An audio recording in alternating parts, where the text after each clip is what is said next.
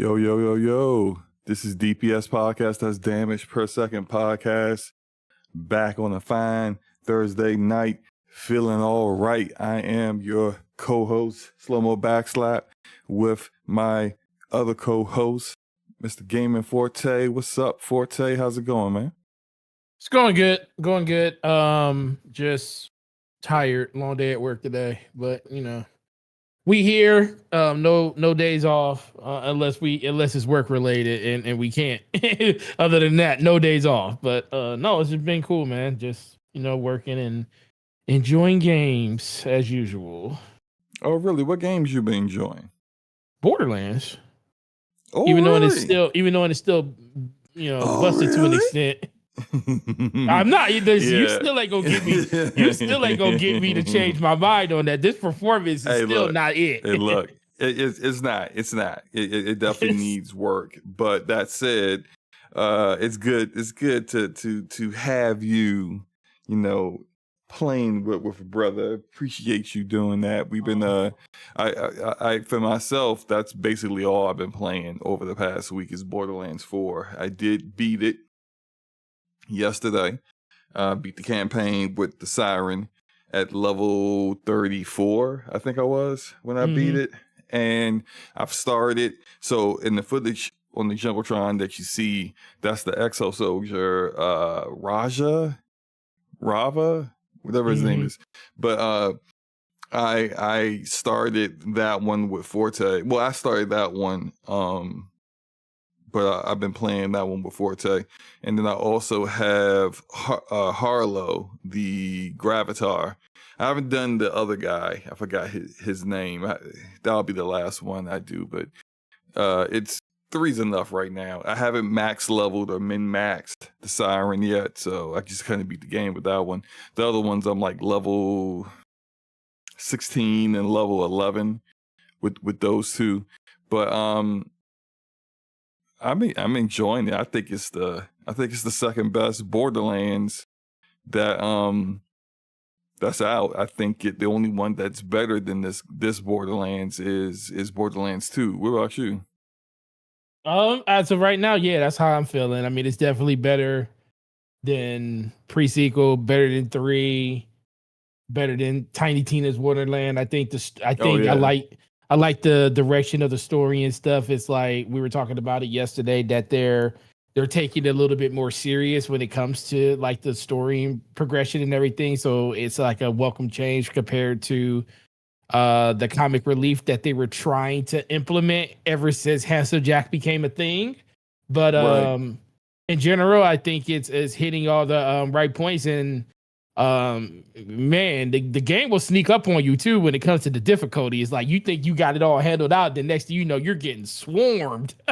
So they changed it crazy because it used to be in the previous Borderland games that you needed to do the side content in order to make sure you didn't get overwhelmed with the levels. Because if you just do the main missions, there's going to come a point in time where your level and your weapons, because you can only equip weapons and gear that's at your level or lower, is just not strong enough, and then you're having a hard time. So you have to do the side content in order to stay at least on the level of the enemies that you're fighting in the main missions or higher.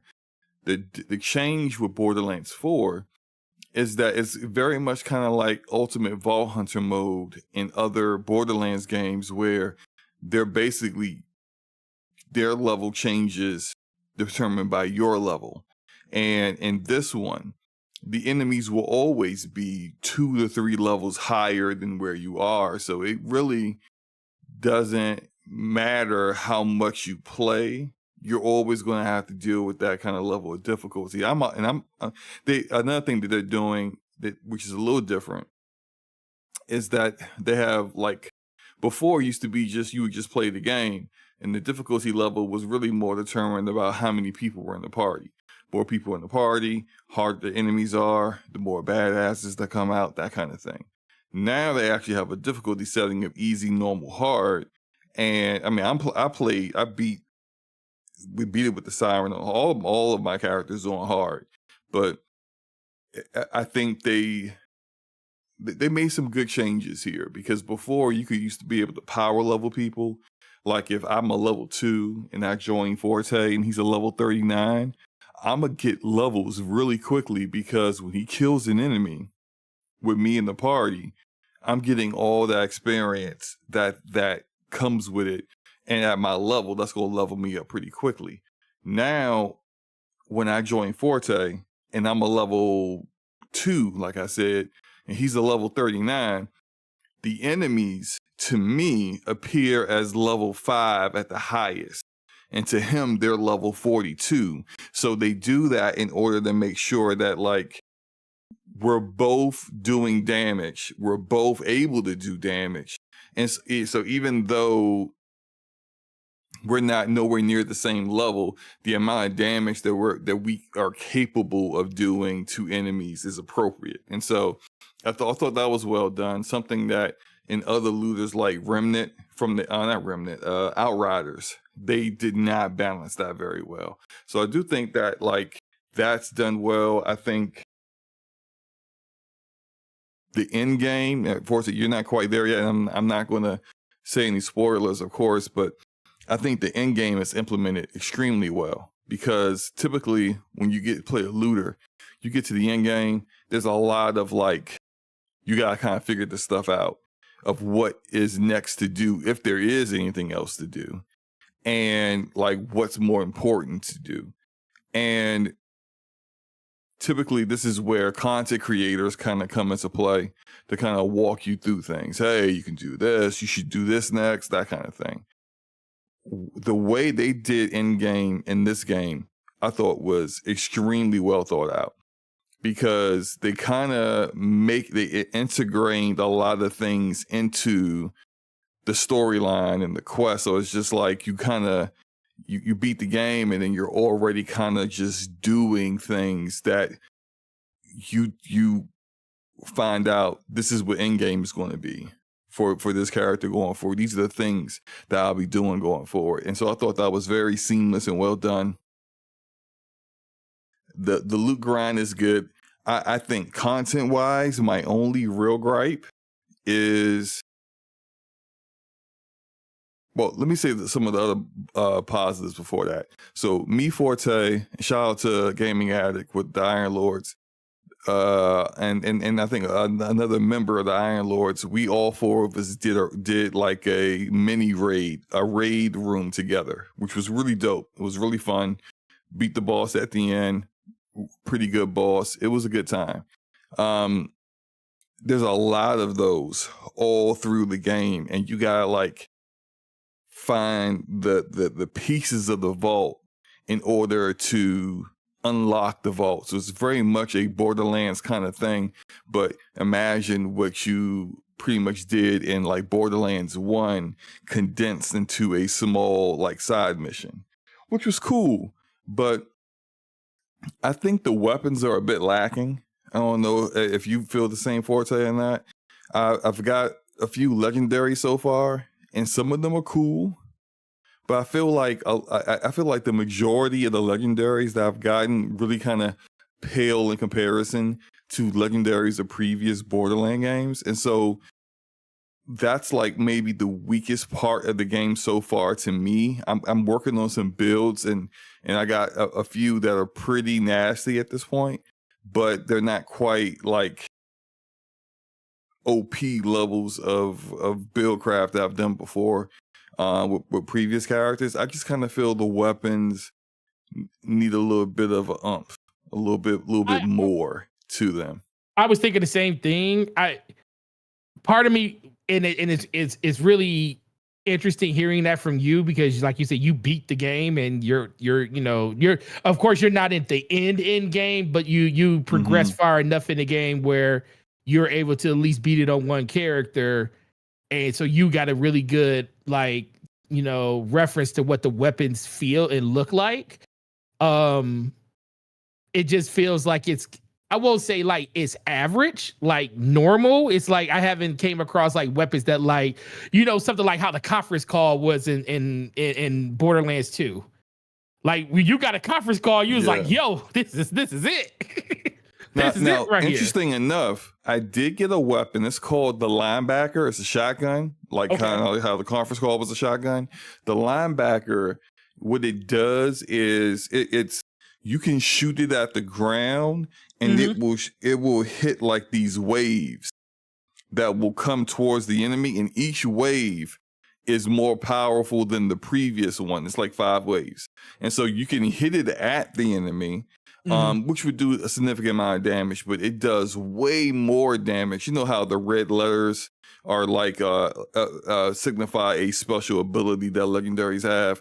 Its special ability is shooting at the ground, so you don't really even need to be accurate. You can just shoot at the ground. And when I got that, it wasn't quite the conference call, because the conference call at launch for Borderlands 2, you could have got that at level 10 and it would have carried you throughout the entire game. Especially especially if you would have got a B shield with it to amplify your damage. Oh yeah, couldn't nothing touch you. They had to nerf that thing as quickly as they could. The linebacker doesn't need a nerf because it's just not as powerful as the conference call was, and it has a very specific kind of use, which I'm not really complaining about. I think it's well balanced. They don't need to nerf the linebacker, but I did use the linebacker at like level 14 and used it all the way up to like, I was probably maybe level 20, like 5, where I realized like it's no longer really as impactful as it once was. But when I say, I don't want to be clear when I say that when I'm talking about the legendaries and how powerful the legendaries are, they're a little underwhelming at this time compared to legendaries of previous Borderlands games.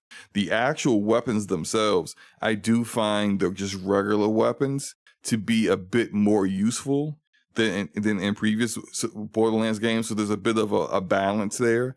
I think that I recall a lot of times kind of just saying, you know, some of these like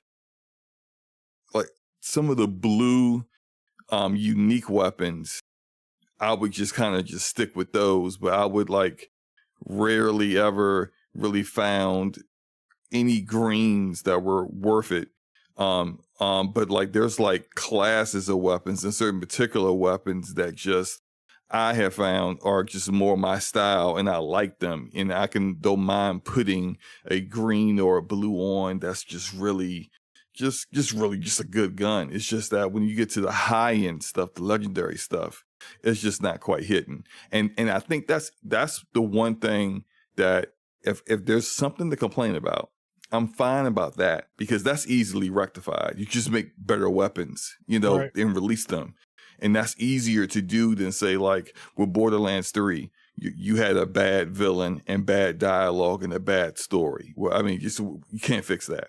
It's done, you know, but getting some better weapons in there, that's an easy fix with further updates as they come out. Have you played since the last time I played with you? You said, have I played? Yeah, since this is the last time we played together. That was last night, wasn't it? Or was that the night before? It was the night before. No, I didn't. Because I was at work all day yesterday. Okay. Yeah.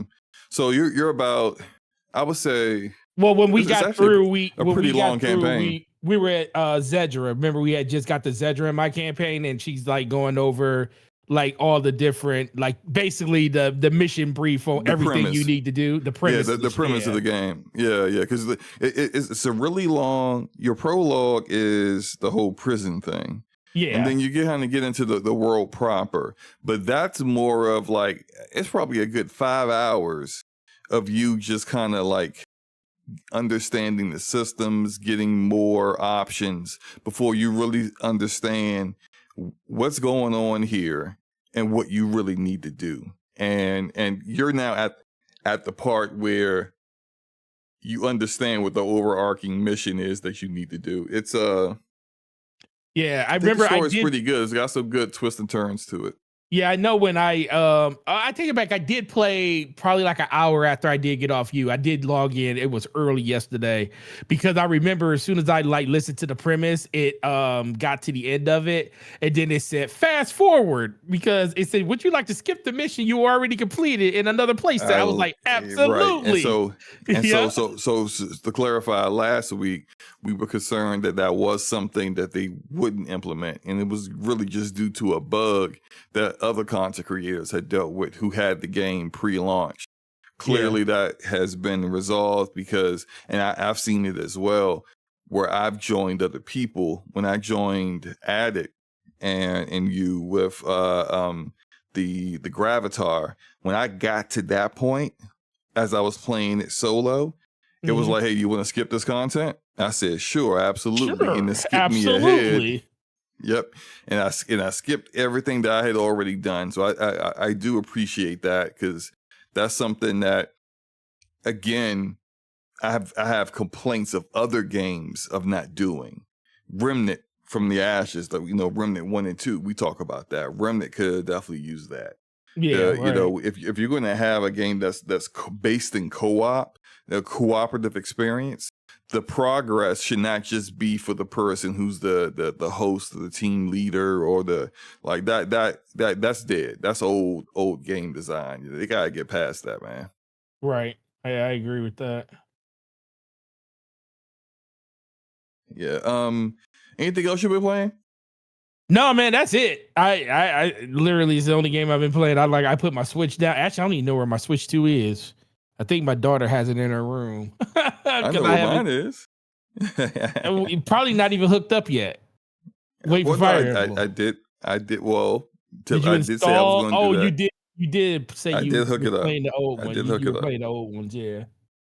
Yeah, and Fire Emblem. So I was playing a playthrough of Fire Emblem on the Switch 1. When I got the Switch 2, I continued playing it, and just the performance. Of course, they didn't make any actual like true update for the Switch 2. There is no like, hey, we updated the visuals. It's a whole like different version for this particular platform. It's just backwards compatible, which is, if they didn't have that, it would be a deal breaker. I would have never even bought one, period.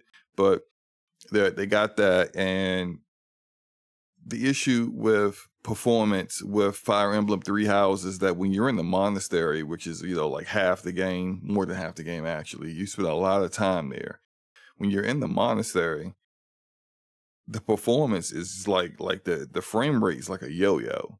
And especially for those who know, when you get to particular parts where you're near the classes, there's an area where you can like summon other people's characters to kind of help you out and as a mission assistance if you choose. And when it would get near that area, the frame rate would just plummet into the teens, because it's like trying to balance whatever, like contacting the internet to pull other people's characters while also trying to run the game. None of that stuff is present with Switch 2. Like, there's just no drop in frame rate. The problem is that like they capped the frame rate at 30. So it still just runs like it still feels like I'm running around in molasses, but beggars can't be choosers. I'm just hoping that I agree. Fortune's Weave is not, doesn't have any of these performance issues. But I've been playing a little bit of that.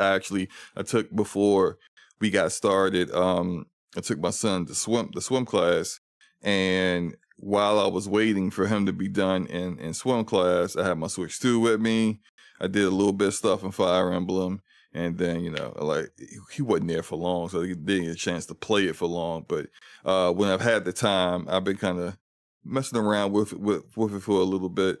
I got the, so when I have it docked, I'm using the 8-bit Do Ultimate 2 controller, which is actually a superior controller compared to the Switch Pro 2 controller that they came out with.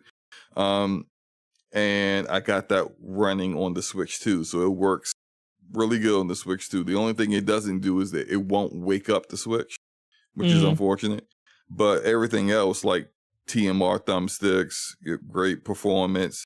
900 hertz polling rate. They marked it 1,000. It's not 1,000, but it's fine.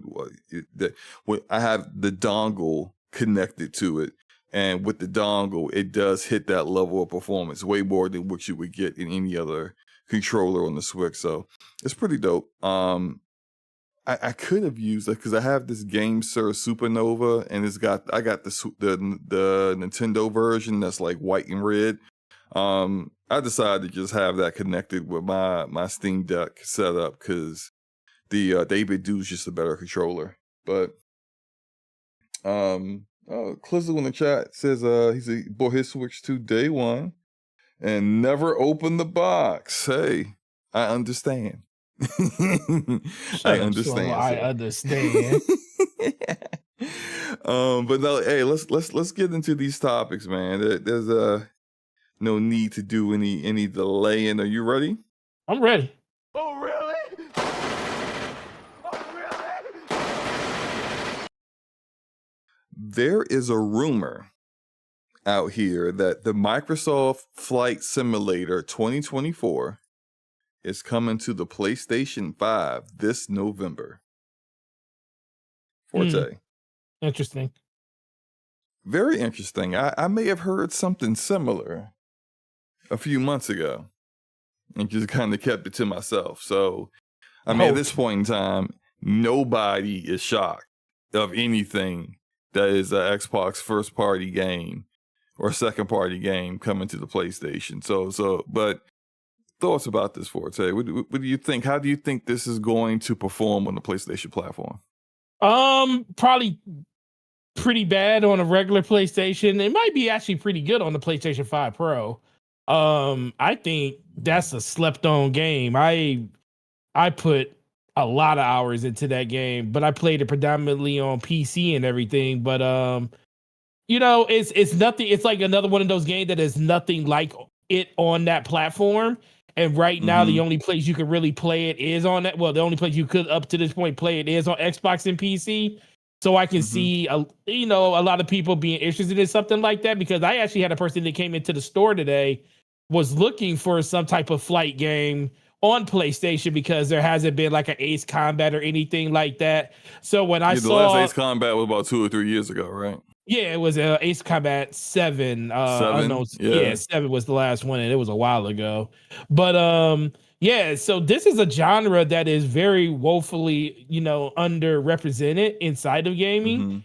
So I can see it actually, is it going to be something that's going to sell millions of copies? I don't think so on that, but I also think it's a game that it could. I mean, let's not shortchange it. It could. It's kind of difficult to tell because there's just really nothing. Because like we mentioned Ace Combat, but Ace Combat is more of like an actual game. Yeah, this is a simulation. It's a sim. It does have some game elements with some of the new updates, right? Like some of the stuff that I forgot who they partnered with, but like some of the other stuff might be more game-like. But this is a sim, So. Yeah.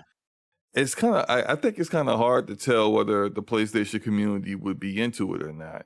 Because there's just not much of a example, Yeah, go ahead.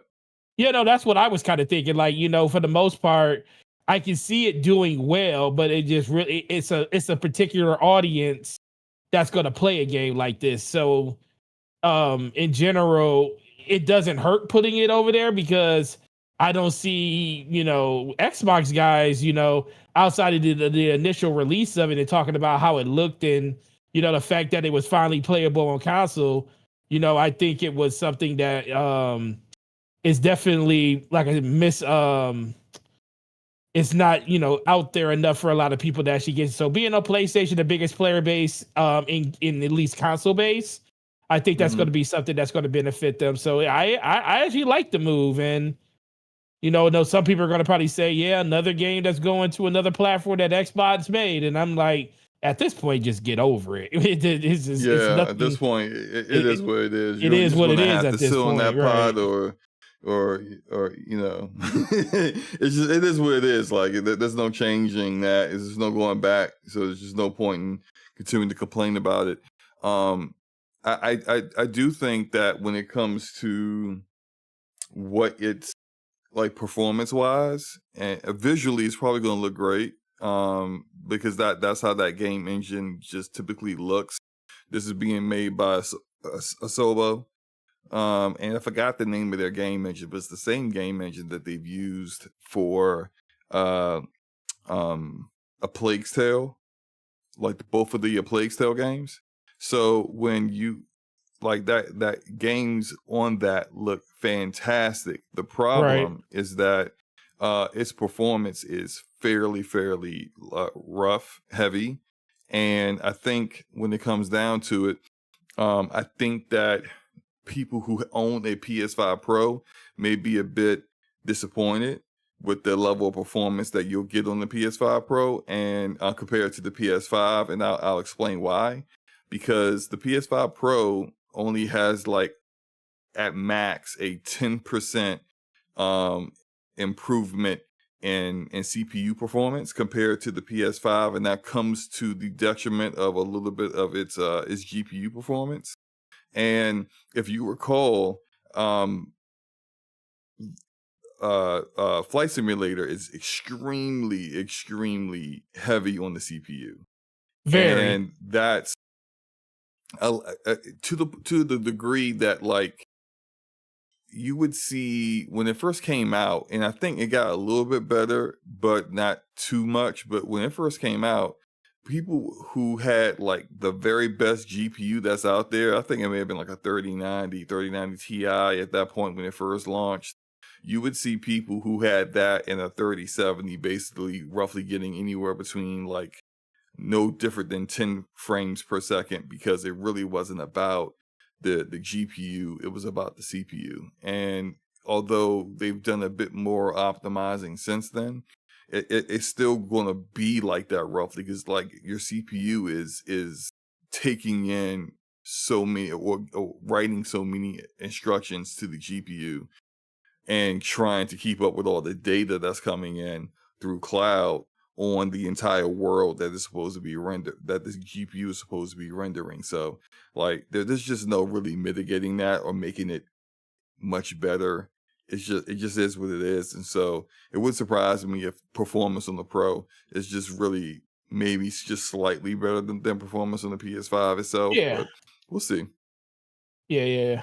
I agree with that. I think it's a good move. And the one thing I will say, games that, you know, make sense, and that's a game that does make sense because it's an audience that, you know, it's a very niche game, and there's not too many games that are like it. So like I said with Forza Horizon, it makes sense to put that over there because there's nothing else like it over there, and this is just another game that's in that same vein. Yeah. What else? I think that's about it. About that in particular. Let's see. Oh crap! Oops, almost lost my soundboard. There we go. Oh, really? Oh, really? There is a new PlayStation 5 system update available now, which will allow the DualSense controller to be paired across multiple devices and adding a power saver option. The devices you can now pair your just one DualSense controller to all at once is, of course, the PS5, the PS5 Pro, Windows PC, and iPhone. It did not list Linux PC, OS, or Android, at least not at this point in time. But Forte, what are your thoughts on being able to take your DualSense, have one DualSense paired to all of that all at once?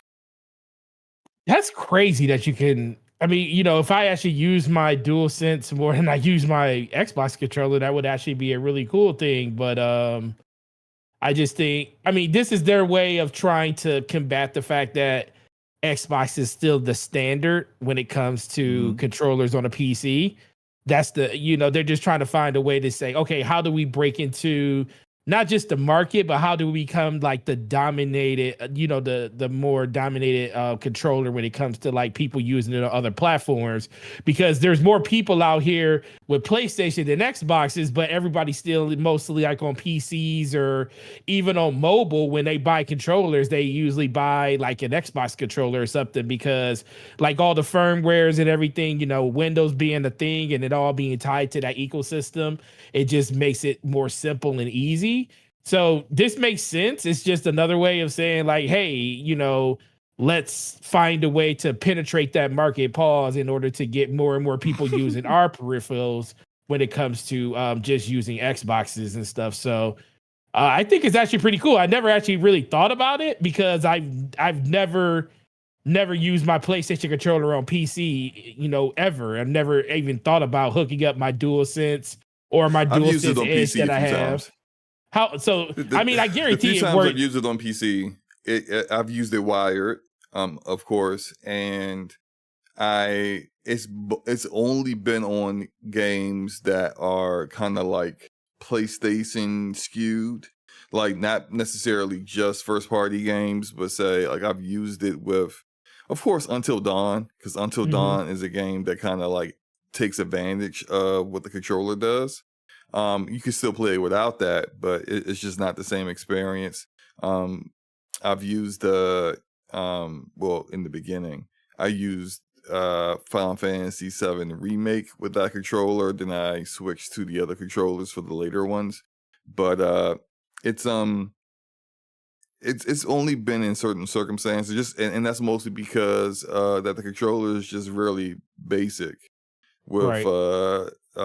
I mean, even though it's got great unique features like with the haptic feedback and the triggers that you can't really get anywhere else, but when the thumbsticks are still those, what they call it, I always have a difficulty saying this, potentiometer thumbsticks, which Yeah. are fine and accurate when straight out of the box, but they get stick drift really easily and they don't recover. They don't get better. They just get worse over time.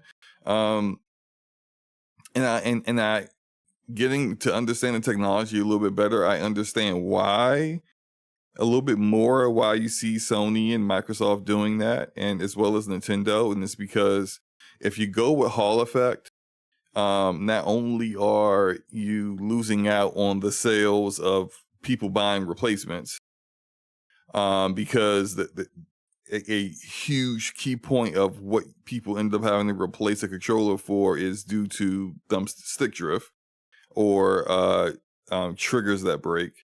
But like if you don't go with Hall Effect thumbsticks and triggers, you could get those people to buy more controllers, which makes you more money.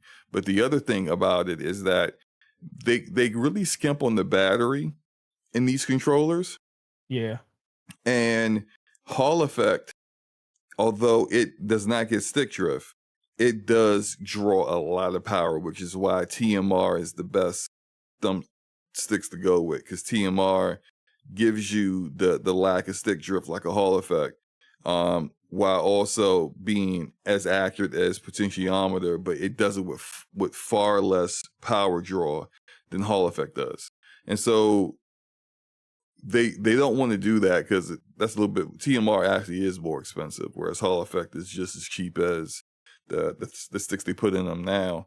But it's just like, all that said, having a DualSense controller when I have third-party controllers that literally have 3 times the polling rate and way less latency, lag latency, I'm not doing that. So yeah. Anything else you want to say on this before we No, that's it, man. I think it's a control. Like I said, it's just another way of trying to get those people to do that type of stuff. I've been meaning that. What controller are you using right now? Elite controller. Ew. I still use my Elite controller too. Yeah. Okay. What you say? Yeah, man. Why you say Well, okay, what's wrong with the Elite? I've never had an issue with my Elite controller.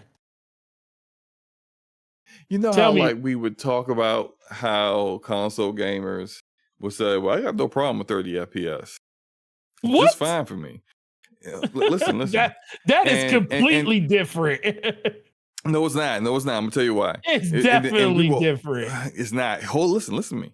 I'm And we would listening. say that. We would say people like they don't know no better because they haven't played games at like 120 frames per second. So for them, it's just like I don't see what the big deal is until they play a game at 120 FPS, and then they go, "Oh, I now understand what I've been missing." It's like a virgin where they're just like, "What's the big deal about Like a sex?" And virgin. then they have sex, and then they're like, "Oh, so that's what the big deal was."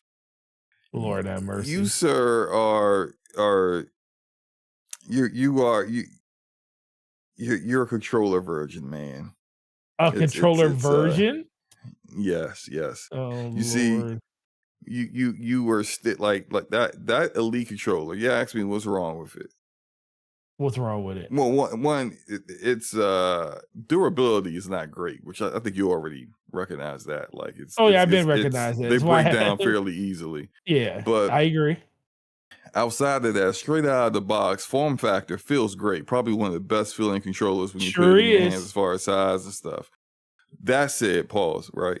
Pause. But that said, the polling rate of an elite controller is worse than the polling rate.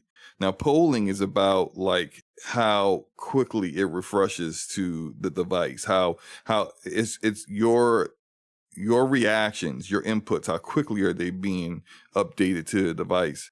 The polling rate on an Elite 2.0 controller is actually worse than the DualSense controller, a regular DualSense controller. A regular DualSense controller is 250 hertz. The Elite controller, let me just get because like I've actually done the testing. You on definitely this. went down the rabbit hole with this one. Yeah, no, I've done the testing. Like I have got the tools, I've got the software. I connected the controllers. I connected them wired so they'll get their very, very, very, very best performance. And I mean, it's the results speak for themselves. And the Elite controller is what was that? It was 125 hertz polling rate compared to the DualSense 250. Now, you compare that to a third-party controller like a GameSir, the $30 GameSir G7 SE has a 521 hertz polling rate, Forte. Mm-hmm. Like it destroys the DualSense in the Why Elite don't you explain 2.0. what is that? So, polling rate is essentially the higher the polling rate, the better the response time. The more that controller is updating to the system what your inputs are. Now, it reaches a certain point. Some of these controllers that are coming out now, like Razer just released a Wolverine 8K controller that does 8,000 hertz polling. That's unnecessary. Because at 8,000 hertz polling, you're actually impacting the CPU performance at that point, and you don't need to do that. At 1,000 is where you want to get at. At 1,000, your input, like you hitting the button, your inputs, you're not really moving that fast where you need more than 1,000 hertz. So 1,000 hertz is the sweet spot, as they say. And you see controllers coming out that hit that, like the 8-bit Do Ultimate 2 that I talked about that I play on my Switch 2. That one's 900. The GameSir G7 SC that I was waiting on for like 5 million years because of Best Buy. That one, that's not SC, the Pro. That one's 1,000.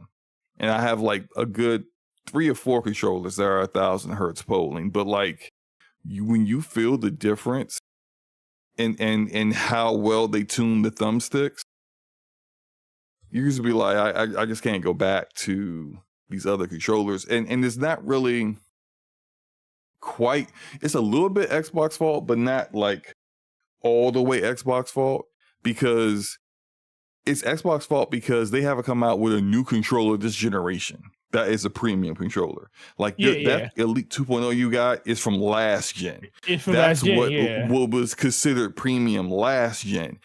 That controller don't even have a button for screenshots. Don't even have a share button on it. It's outdated, but it's not just outdated because of like extra features that are not like seriously important, but they're more like bonuses. It's outdated for just off of just basic features, period. The thumbsticks are terrible. They have, like, when I tested the thumbsticks, they had, now it's not straight out of the box. You're getting like a 8% error rate on your thumbsticks with an Elite 2.0. Some of these controllers I have a 0% or a 0.1% error rate on thumbsticks, Forte. Input lag is just like, the input lag on that controller is, let me double check it. Yeah, okay. It's 8 milliseconds, which was out of all the controllers that I've tested, was the second worst. The only one that was worse than that was an 8-bit Do Ultimate 1 controller. Whereas the DualSense is 4 milliseconds. I got a Gillikit King Kong 3 Max that's 2. I got some that have controller. I have controllers that are 1 millisecond controllers. So when you said 1 millisecond input lag versus 8 millisecond input lag, like I'm telling you, buy a $30 GameSir controller. Just find one. I would say either get the Cyclone 2, the G7 Pro, or you could go with the G7 SE that's just $30-$40. And you will not go back to that Elite. I'll send it to you. I'm telling you, you will not go back to the Elite controller. You will be like, yo, what was it? What have I been doing all this time? You're not going back, man. John said, what is John saying? I'm still feasting on, oh my, John is a, shout out to John Wolf in the chat. He is a handheld warrior. You know, we have console warriors. John's a handheld warrior. He is fighting for his MSI claw against the Asus Xbox guys. It's pretty funny. Shout out to John. Forte, I'll send you a link. I'm telling you, buy the controller. I don't know if they. Now I don't know if you would know if they sell them in your store. No, I don't think so. Because like some of these premium controllers are just straight trash. Like Scuff makes garbage. Like they used to be good. Scuff sucks. Turtle Beach makes garbage, and the reason why I say they're garbage, they got poor tuning, poor features, and they're still charging you like $200. It's just like, what are we doing here? Like $200 to get a barely good controller? Like, nah, like that price to performance ain't there. It ain't hitting. Yeah. Anyway, sorry about the tangent. You're good. Last rapid fire topic. I love this freaking headset. What headset? The SteelSeries Nova Pros. I love them. My Nova battery Pro. The battery was dying in them, so I just did I swapped the battery because the base station has the extra battery, and I just put a new battery in. It's so beautiful. You know what I've been using? And these are now I'm about to really sound like the weirdo audiophile, right? You notice the funny thing is you're the controller nerd and I'm the headset nerd. Yeah. Because I have so many headphones. Have you heard of, I'm about to pull up like my Amazon account real quick so I can see what these are called. I got these, it's like a different kind of technology. They are IEM earbuds. You ever heard of those? I have not. they're all wired. They're not wireless, which might be like for anyone interested, that was an immediate no for some people, which I get, right? Initially, I was like that as well. They don't come with a mic. They're just, earbuds, or earphones. But the sound quality with that kind of particular technology, fantastic. Like I heard it and I was like, oh, that's really good. I have and they're really cheap. They're like $20-$30 for each one. I bought a whole bunch of them, different ones, to start testing them out. And my only real complaint is that the cable that connects them, because I have it connected to my PC, the cable is just not very long. But I'm using them right now, and I use them when I play games, and I hear footsteps clearer when I play multiplayer games. They're just really good. They're just really good. You might want to check them out. They're not. It's like less than $50 to get a high quality one. You wouldn't go wrong with that. It's not breaking the pocket to give it a shot. But I do kind of miss. I want some good headphones, because I just don't like always having earbuds or like AirPods now in my ear all the time. I just want something over the ear sometimes, and so I gave my son's headset went out, and I wasn't using it, and now I kind of wish I just would have bought him his own. But I gave him my SteelSeries 7Ps, and now I do have those Sony Enzones, but those are earbuds. So I just want some good headphones now. So hey, in exchanging of ideas, I'll give you a great controller recommendation. You give me a good headphone recommendation. You said yours are the SteelSeries Nova. Yep, Nova Pros. All right, I'm gonna have to look that up. What? Yep. I was supposed to be doing the next topic. Now, what am I doing? Start talking about peripherals and stuff like that. Right. So last rapid fire topic is about a game that I'm telling people, look out for this game. Because when this game comes out in a few weeks, it's definitely going to be at least the talk of the week, and potentially a game that some people might be discussing around the award season. I'm not saying it's going to get nominated for Game of the Year. I don't think it will, but I definitely think it's something that people will be looking out for. And it's a game called Dispatch.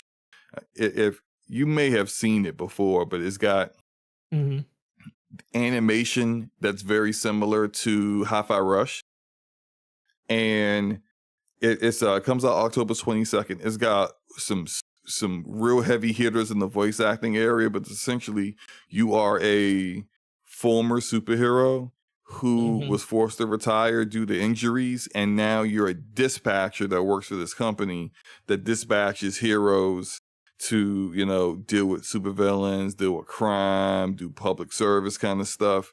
And initially I thought okay, when I saw the trailer for it last year, I was like, the premise seems cool, but I don't know. Then I saw that it was former Telltale devs had made it, and I said, okay, so the story should be at least pretty dope, right? Right. It's got a demo that's only going to come out as of now, on PlayStation 5 and PC. I played the demo, of course, free demo on Steam, and man, that demo was good. Oh, it was so good. Yeah. It's a short demo, but very quickly you get to understand how this game design and gameplay loop is, and it's really tense. It's a lot of really tense situations that you're put in where you're trying to juggle a lot of things all at once. You'll get a call in, there are people robbing the bank, and you gotta send the right hero for that situation. Meanwhile, you got another hero who tried to stop some robbers from robbing a museum, and they need you to go in and disable the security system so they could get the drop on the supervillains without being detected ahead of time. So you're trying to do the hack of the security system in order to allow that to happen. Meanwhile, you'll get a call from another one of your heroes that needs to go do some public relations stuff, and then you'll get some heroes that have like a downside to their abilities. For example, there's a bat hero. He's like a bat and a man. Not Batman, not Bruce Wayne, but like a literal bat and a man. And if he uses a particular set of his abilities, like he's almost kind of like a Jekyll and Hyde, where he loses the ability to be intelligent and actually like his cognitive functions go away for like the rest of the day. So you have to be kind of judicious in how you use him, because if you use him in a certain way for the rest of the day, you can only really use him in combat scenarios. So it's just like it has a lot of interesting game design in there, in addition to a story with characters that are really good. Like I forgot the name of this act. I think Jeffrey Wright, that's his name. Jeffrey Wright, I believe, is in this. He plays another former hero. He's hilarious in this. The story is really good, and I enjoyed what I played from the demo. And I think when it comes out, I think it's going to get a lot of games media people talking about it. So look out for that. But yeah, that's coming soon. No, John, Fly Digi are not the champs. Forte, don't get a Fly Digi controller. You don't want to do that to yourself. Not that they are bad, but they got some shady technology with their software and play with their controllers. You might end up getting banned from a multiplayer game messing around with the Fly Digi. But anyway, you ready to get into these topics, sir? Let's go. All right. So Battlefield. Battlefield's got some interesting news this week, and I kind of want to lead that into a bigger discussion about games and optimization. So Battlefield, according to Christian Bull, the technical director on Battlefield 6. Well, the first thing I want to say this, let's get this out of the way. According to DICE, they've made adjustments to aim assist. Yep. And the adjustments they made to aim assist means that there will not be any rotational aim assist, and there won't be any snap zone for controller players, which, of course, in usual fashion when it comes to multiplayer games that are crossplay, sparked the usual PC mouse and keyboard players rejoicing, and the controller players complaining and saying your game is going to be dead because no controller players are going to want to play it. I am of two minds here. I am of two minds myself. And Forte, I've said this before. You know how I feel about this. The people who complain about aim assist are trash players. Trash players, yep.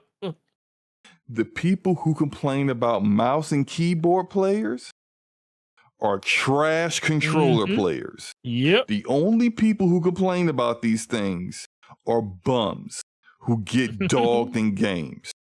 Because when you're winning, you don't care if the other person's got a mouse and keyboard set up or they got a controller. Why would I know? They're dead and I'm walking over their body to go kill someone else. That's how, when you're dominating, you're not thinking about what other inputs everyone else has. The only time you think about the inputs of someone else is when you're waiting to respawn.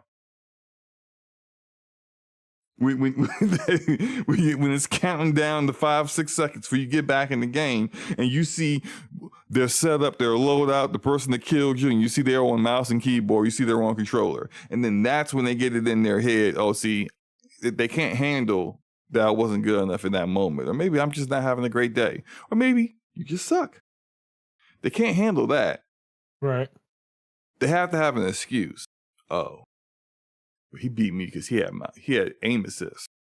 That's the only reason why he beat me. Right. Couldn't be that he's actually good. No. Or he or she is actually good. No, it's got to be mouse and keyboard. Oh, it's Call of Duty. They favor controller. That's it. Oh, it's it's X game. They favor a mouse and keyboard. That's it. Those the mouse and keyboard players. I have to use my thumb. They got to use their whole arm. There are mouse and keyboard players that are trash. They can't do anything. They suck. They suck. And there's always like a variance in this. You're gonna have controller players that are just awful. Even with all the aim assists in the world, somehow they still can't aim and shoot anything in front of them. Yeah. Make it make sense. It's not about that.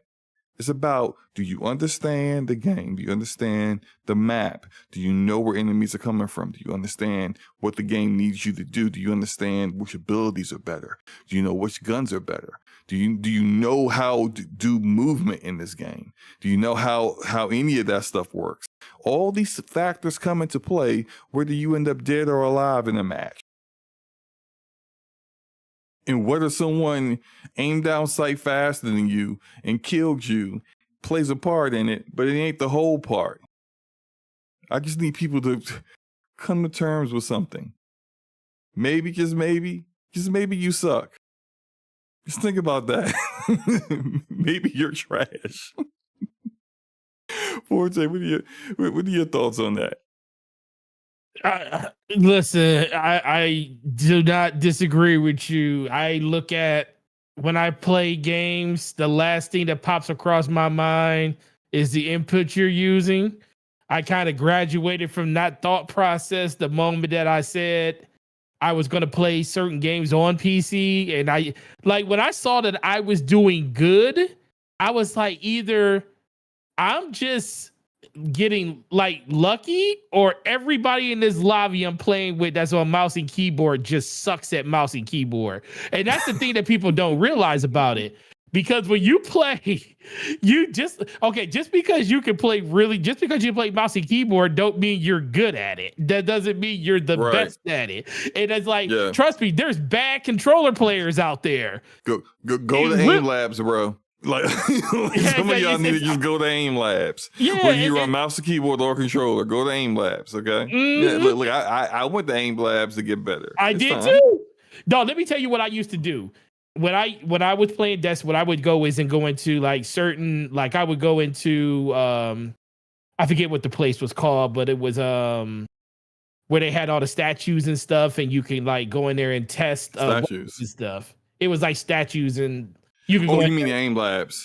Yeah. I'm talking about that. And then I would go in and I would literally slide. Like what I would do is practice sliding, and I would like look at a certain area, like on like if it's a wall and there was like a button or something on the wall, I would like be running and straightening and sliding, trying to like hit that spot as I'm sliding and moving and running and ducking. And I remember one time I sat in that room. I think I sat in there for probably like 45 minutes to an hour, to the point where I was hitting that spot no matter what I was doing. And then I went and played PvP, and oh boy, everybody's head felt like it was bigger than it actually was, because you just got used to it. And that's the thing that people don't understand. It's like, just because, like, granted, you will see some incredible things from a person on mouse and keyboard, and you can tell when they're good at mouse and keyboard, because their sensitivity is unmatched. Like, I don't care what controller you're playing on. If somebody is playing on mouse and keyboard and they got their settings dialed in perfectly, where they can snap aim and turn on a dime, and their 360-degree angle is like a millisecond, and they can still get on your head, it's nothing you can do about it. But guess what? Right. That is like 0.003% of all the people that play on PC that can play like that. You're playing against most people that just play like my daughter. I don't expect my daughter to go out and dominate a whole bunch of controller players because she plays on PC. She just doesn't like keyboard. I mean, she doesn't like controllers. She said it's disgusting playing on a controller. But I know that she's not as good, because I watch her play shooters. I watch her play Fortnite, and I was like, you need to get better. Because you're missing a bunch of shots. And this is and this is no shade to the person. Like, look, we have played multiple games, multiple shooters with logic, game logic, and this is no shade to game logic. You know, and he probably would admit this in a lot of the games of the three of us. He is third when it comes to performance.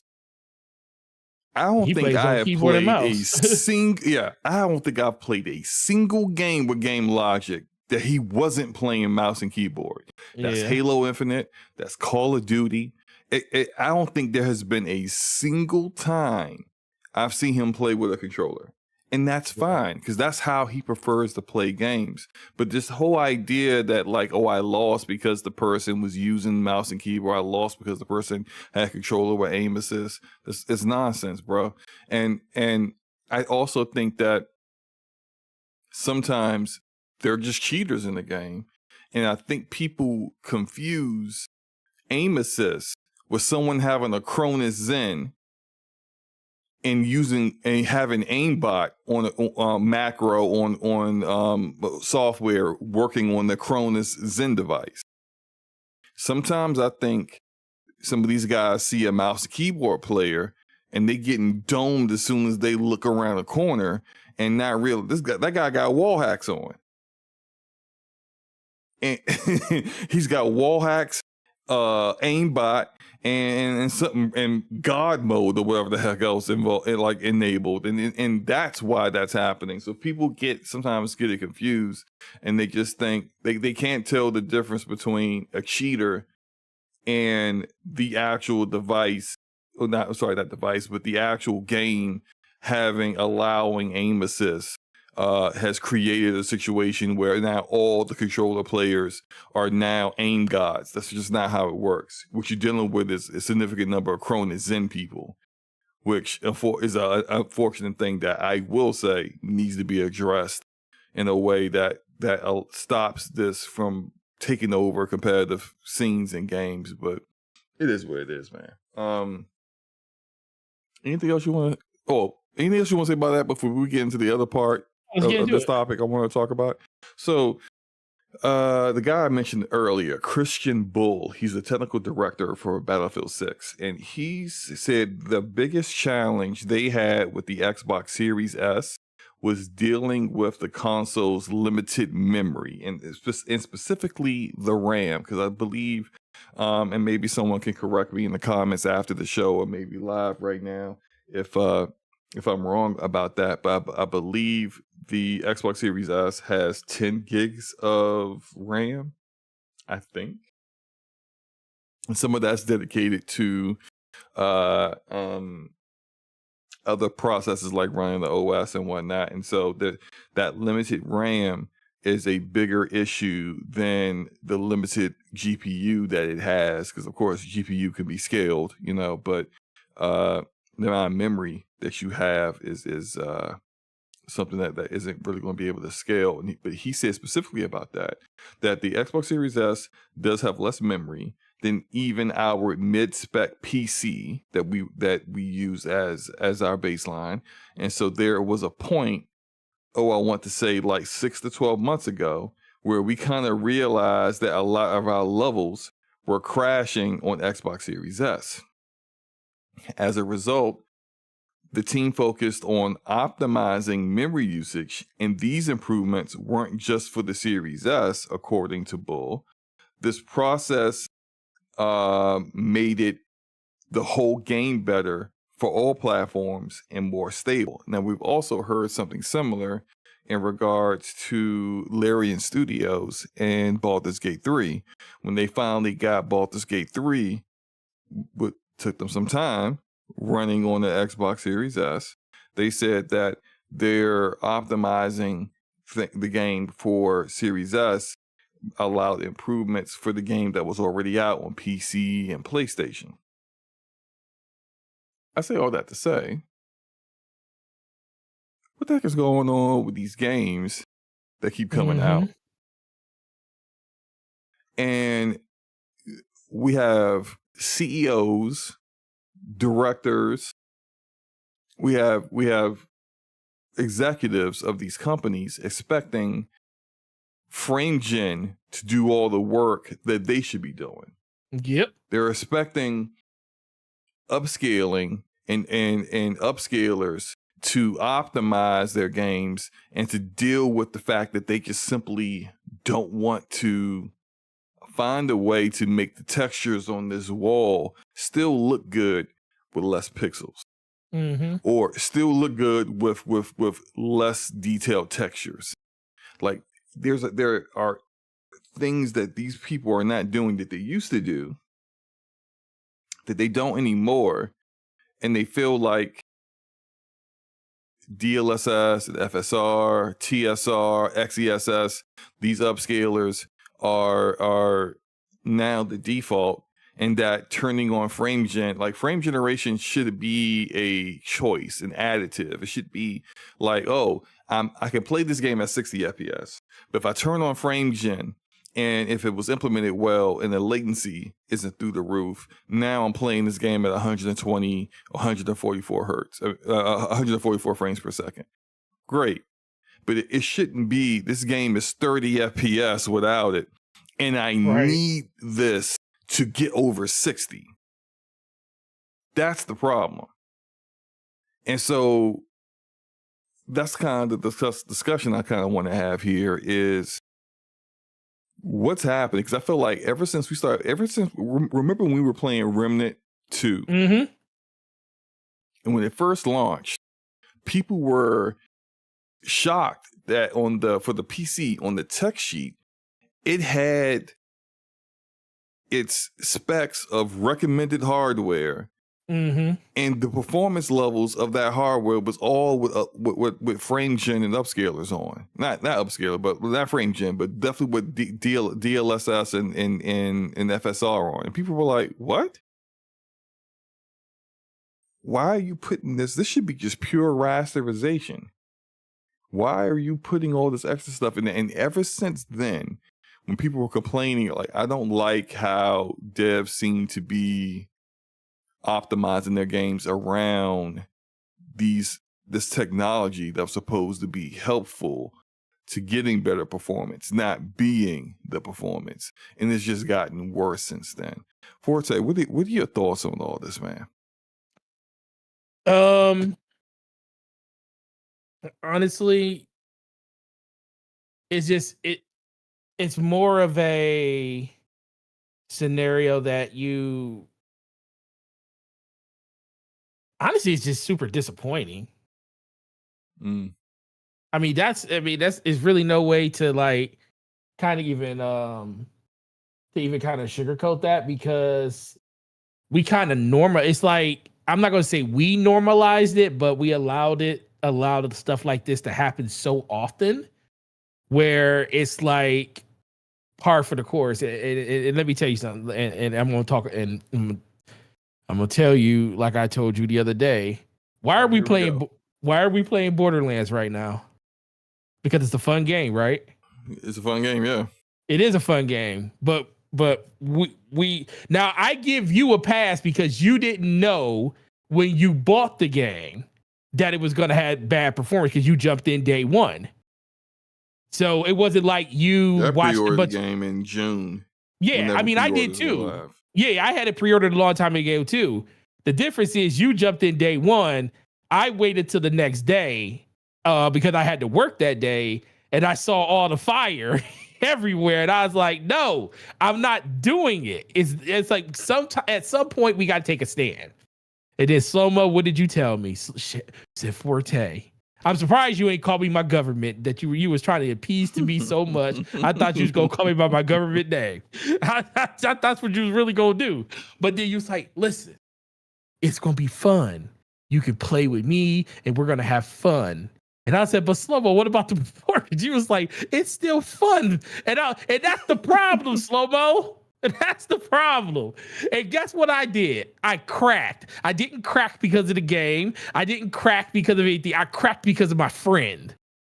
My friend made me go to Yes, it is your fault. It's my fault. My friend he egged me on for so hard that he made me go to my house because I refused to give him $70 for this game. I just wasn't doing it. Now I feel better because I only spent $12.38 because I traded in some stuff that I wasn't gonna play no more. And I was like, what? These old Joy-Cons for the Switch 1, I ain't gonna ever use these again. That I got 2 pairs of them. That's $24 worth of trade credit. Oh, this game, Need for Speed, I still got this for PS5. Oh, that could go back. That was like another $8 or $9. And then I had points that I could use. And I was like, you know what? $12 seems that's an acceptable number to spend on a game that isn't performing the way it should. The fact that my 4090 right now, when I was playing that game last, was still giving me it was like 149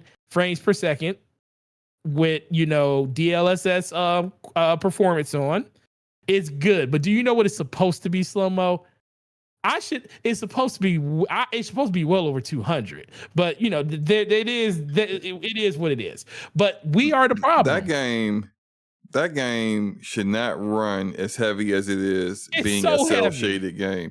It's really like having Lumen and Nanite enabled, like Nanite for the draw distance and rendering of things in the distance the way they're doing it. Lumen on the lighting, it's unnecessary for that kind of art style. It's just not needed. And for them to have it enabled like that, just the full suite of Unreal Engine 5, which is not a well optimized game engine to begin with, and even Epic, who made the engine, has its issues with it running in their premier game, Fortnite. Mm-hmm. So much so that when people play Fortnite on PC, they play it in DirectX 11, not in DirectX 12, because in DirectX 11, it's far more stable. Like they made the engine, and they can't get it running great. Like I get that, like, smoke needs to be given, and us as gamers, we are paying for this, but I'm a realist. Here we you know how go. many times people keep saying, we're going to boycott this game. And that game breaks records. I'm not shortchanging my experience for people I know that's just going to, like, that's why I never say I'm boycotting something. Because I'm not. Because y'all ain't. Y'all not going to boycott. Y'all going to talk that talk. And when it comes down to it, you buying the game, bro. They did this last time, but when Borderlands 3 came out, we're going to boycott Borderlands 3. I can't even remember why. Something Randy Pitchford said. We're boycotting Borderlands 3. 5 million copies sold in 5 days. How'd that work out for you? It's either y'all lying and y'all really going to buy the game, or the people who saying they're going to boycott it are just too small to matter. Like if CEO of Take-Two, Strauss Zelnick, Zelnick, if he came out and said, I'm not saying he said this. Okay, this is an example. I don't want people thinking differently. I like to marinate. I like to take a bath in the blood of puppies. Something crazy, right? Something wild that would trigger people. That would do it. How could you do that to a poor innocent puppy? You think that would stop GTA 6 from selling? No. Nothing that man says will stop anything for that game from selling. It's going to sell. Mostly because the people who say they're going to, I cannot in good faith, in good conscience, buy this game with that guy profiting off of it. You're a fraud. You're going to buy it. either not only are you going to buy it, but then the vast majority of the people who were going to buy that game anyway don't even know who Strauss is. Sure don't. And they do not care. And so when it came to Borderlands 4, Lord have mercy, here we go. the vast majority of the people, we don't know the sales yet, we'll get those numbers soon. The vast majority of the people who bought that game do not know who Randy Pitchford is. But we do. But we do. And we so, still bought it. But if you didn't buy it, Forte, are sales going to be bad? What the? But I'm not contributing. So you only hurting yourself, man. No. I'm gonna ask you a question. Did I say I would? Okay, you said people don't boycott games. I agree with that. I never said I was boycotting the game. I just said I am not buying this game until they fix it. That was my whole stand. No. That's kind of like a boycott. No, because a boycott is literally just not, Okay, yes, it's kind of a boycott. It's a boycott. It's a boycott, but my boycott is not this finite thing where I was like, I'm gonna deprive myself of playing this game forever. It was more of a stance that, bro, can you fix your game so I can enjoy it like the way it should be, instead of me going out? Because this is the thing, okay, let me ask you. So I'm gonna ask you this live on air. What did we say when Halo came, when they showed us Halo and they said that game was still coming out? And what did we say? We were telling people, delay the game. Mm-hmm. And guess what? The only reason we played the game, but why did we play the game? Because it was free to play for the multiplayer, and because it was available in Game Pass. It's the only reason. We didn't go out. Have you ever bought Halo Infinite? No. Exactly. I didn't need to, though. If it wasn't in Game Pass, I would have. The campaign. I would have played the campaign. No, you wouldn't have bought the game. Would you have bought the game if with the way the game was? Would you have went out and spent $70 for that game if it wasn't in Game Pass? Well, I mean, the campaign wasn't terrible, but it also wasn't like the best Halo campaign ever. This is the second best Borderlands game. No. You didn't know that, though, at that point. We don't know we didn't know what the direction, how the game was going to turn out. Yeah, the game is actually really good, but the game could be great. It's still the simple fact that why are we playing games that are busted at launch? And now this game, like when I say busted, because this game wasn't busted, it actually plays. Yeah, it's not busted. So I'm not going to put busted on its name. But it's not what it should be compared to the hardware that we have. Yeah, but you still playing the game at 150 frames per second. But that's because I got a graphics card that costs almost $2,000, SloMo. Right, that's what I'm saying. It don't affect you. No, but it affects other people. Okay, and if the people at the very top aren't willing to stand up for something, what is it really going to do? If we're not going to do it, that's a boycott. How do we expect anybody else to stand up and do something if we're not even going to try to do it? Forte, that's called a boycott. And then we talk about you shouldn't buy games, and we complain about, why are you buying games that's busted? They gonna keep doing this because we keep buying the games.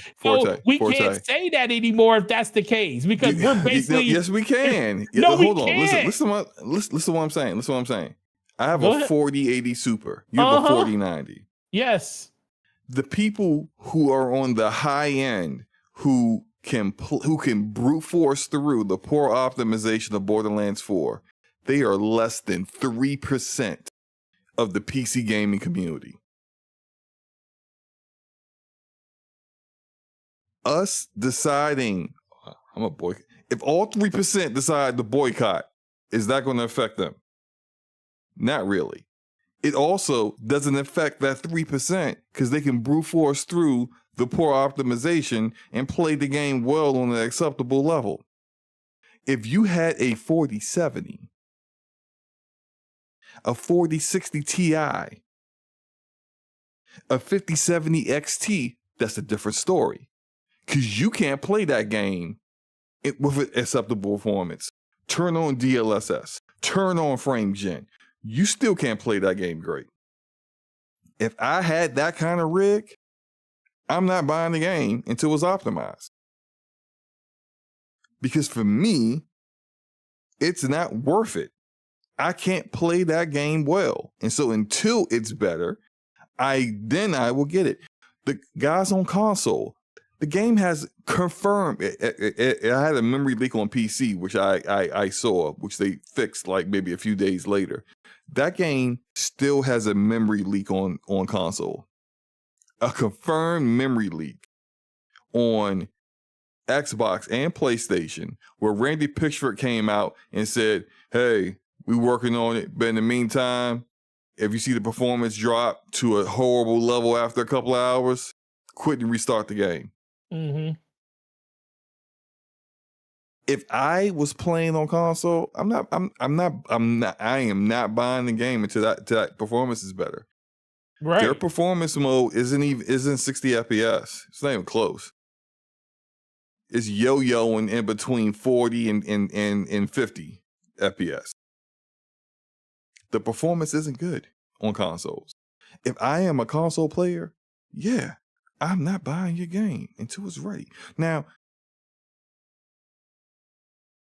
if someone feels that way, I am 100% behind them. Because that's going to hurt them. Because they're relying on these console sales, right? Mm-hmm. So they need to make sure that performance is good. But the 3% of PC gamers like you and I, mm-hmm. I'm not going to be boycotting in solidarity with my PC brothers on mid-end consoles. Hey, bro, I'll see you in the game when they fix it. That's wild. Meanwhile, I'm going to enjoy my experience. I'm just keeping it a buck. I'm with you. But at I'm the happy. same time, I can give them smoke. The performance sucks, man. And Randy Pitchford himself don't even know the settings of his own game.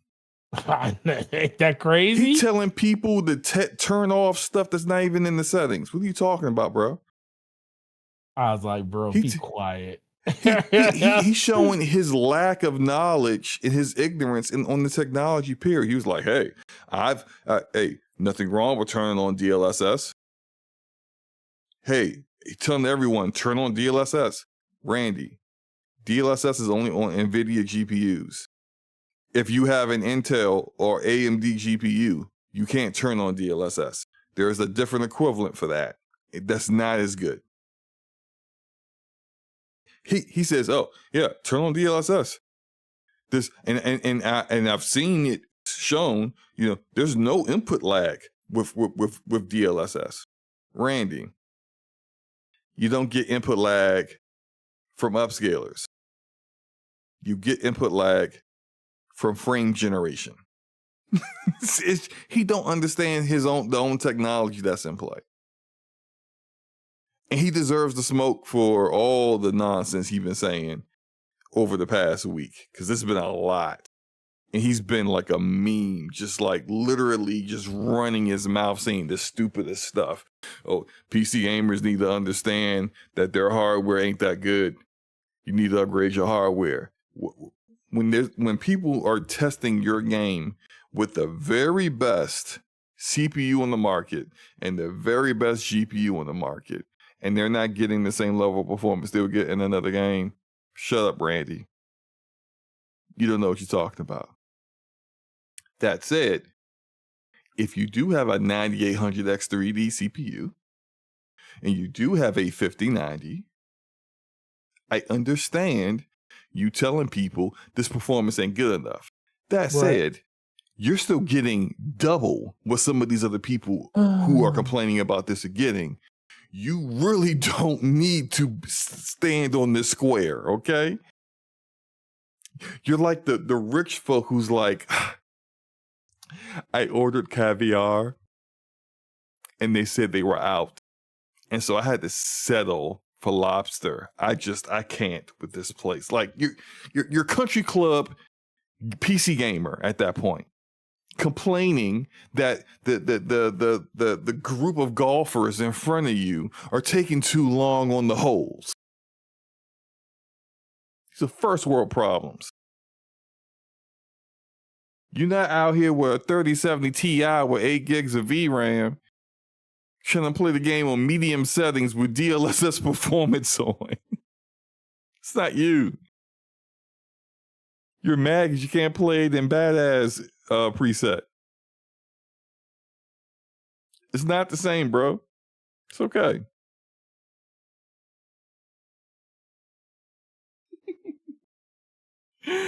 Yeah, I'm with you. Arcade said, you don't love us, slow-mo. Fight with us. See, that's what I'm saying. I'm good, man. That's what I'm saying, I support your fight. I support your fight. Man, you just want to, but that's I'm still gonna play the game though. No, yeah, but that's but see, it's just, man, you wilding right now, bro. You is wilding because you like to see. This is the thing we be talking about. Oh, everything goes out the window. All the stuff that everybody say that they believe in and all this stuff goes out the window as soon as the game they love comes out. I never advocate for boycotting games. I did one boycott for myself. Remember the whole Halo Infinite Bonobo incident? That was a personal thing. I'm like, ain't no way I'm playing this game and you got racists out here disrespecting me in the game like that. I'm like, and I don't know. I ain't know which dev did it. I don't know who allowed it, but I know who run the operation. And I said, until these people who run the operation are no longer working at 343, I ain't playing your game. So when Bonnie Ross and them got up out of there, took their cardboard box and walked out, that's when I started playing the game again. That's a personal thing for me. I didn't tell anyone else to boycott. I said I won't play this game anymore. But that's this other stuff. Yo, if you got a 3070 and you want to play Borderlands 4. I feel for you. Because that sucks. You're wild. That's it. I'm definitely playing Borderlands 4 when this podcast is over. It's just, I bet you are. I'm just saying. I'm still playing the game. But I'm here for you. I mean, I'm going to play it because I bought it, you know, off of, and I let my friend, you know, talk me into it. Hey. And you getting like 60 frames more than me. Yeah. I'm playing it at 4K DLSS quality with frame gen on, and I'm getting like anywhere between 95 to 110 frames per second. I was getting 180 frames inside the ship when I was taking the ship down in the Howl. So that's double my frame rate.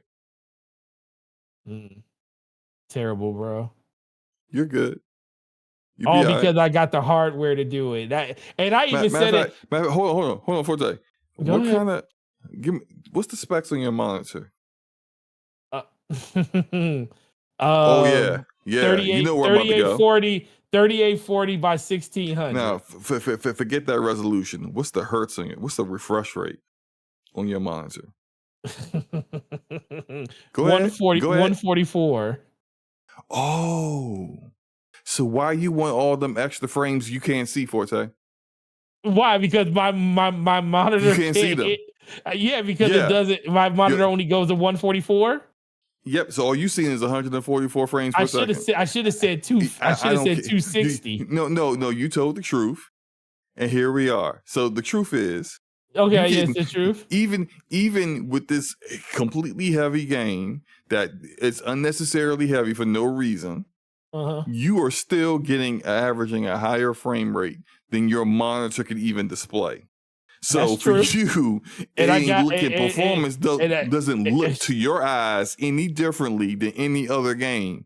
But the fact that I know all you want to see is high triple-digit numbers. You want to see a 2 in front of 2 other digits. It should be a 2. It should be. But guess what? You've never actually, with your rig, seen 200 frames per second before. I seen the number. Exactly. That's all that matters. I seen the number. Exactly. The number tells all. That's all that matters. They listen. They ain't gonna have me out here thinking that it's my rig's problem. Everybody, listen. We know how this works. You play games on your PC, and then next thing you know, you look up and it's like, why am I only getting half the frame rate that I normally get? They be out here having you feel like it's your rig. It's not though. Forte, honestly, if you should just, I know you won't do this, and I probably wouldn't do it if it was me. But if I had 4090, I would go into Nvidia control panel, and I would specify on the GPU that you don't go higher than 144 frames per second. Why? If I have a monitor that can't go above that, what's the point? Why? See, I can't see more than that. It doesn't matter though. There's no point in it rendering more than that. You're gonna get more stable frame timing when you're not peaking at 99% utilization the whole time. Listen, I am running at 99% utilization, bro. It ain't struggling to do anything. No, but it's less stress on this on your PC. You know what? Okay, I'm going into Nvidia. I'm going into the Nvidia control panel now. Yes, I'm going in there now, and I'm going under options and settings, and I'm going to limit it to 100 to my monitor's resolution. I'm going to do that for you, SloMo. So you can stop with all this garbage.